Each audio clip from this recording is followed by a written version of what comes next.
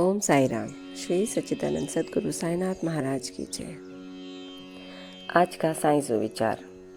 ईश्वर अपने भक्तों को चुनते हैं। आजकल की दौड़भाग जिंदगी में हमें पूजा पाठ, ईश्वर का नाम जाप या उनका मनन चिंतन करने का मौका नहीं मिल पाता।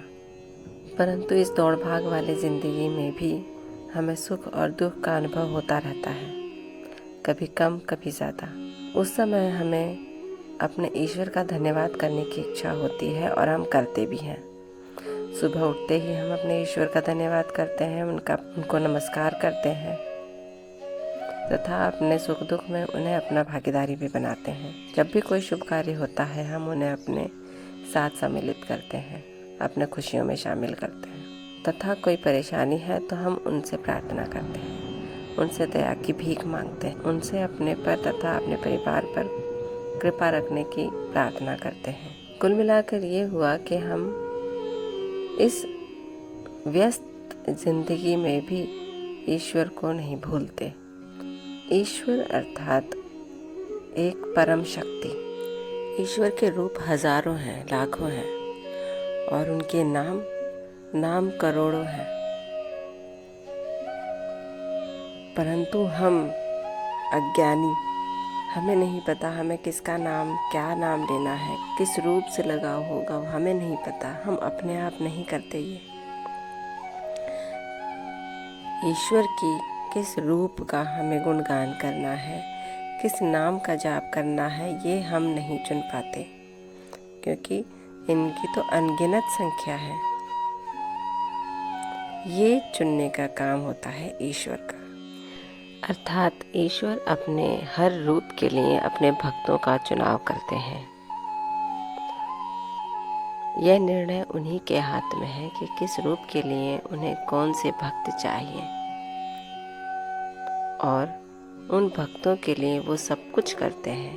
अपनी मातृत्व लुटाते हैं, भाव दिखाते हैं, उनकी सहायता करते हैं, उनके साथ रहते हैं, उनकी हर पल रक्षा करते हैं और भक्तों को धीरे धीरे पता चल जाता है कि हाँ, हमें इसी परम शक्ति का नाम पूजन अर्चन चिंतन मनन करना है।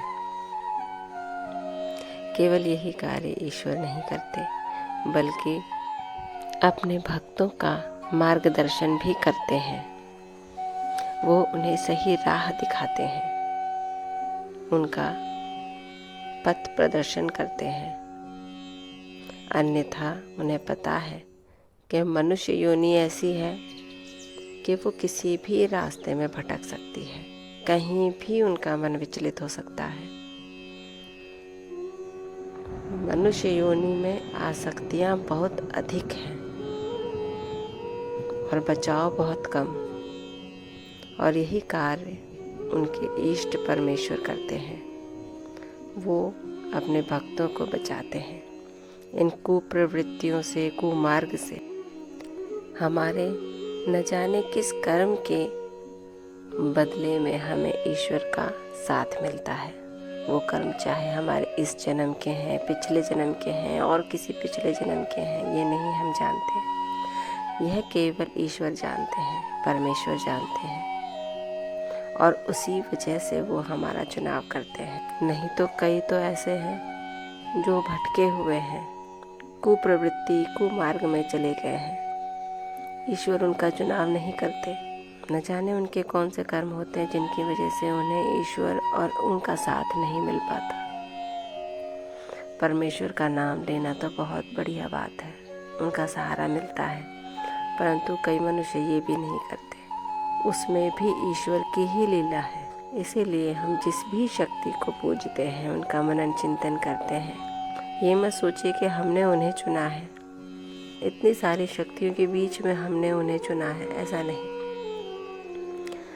ईश्वर खुद ही अपने रूप के लिए अपने भक्तों को चुनते हैं और उनसे अपनी पूजन अर्चन सेवा कराते हैं।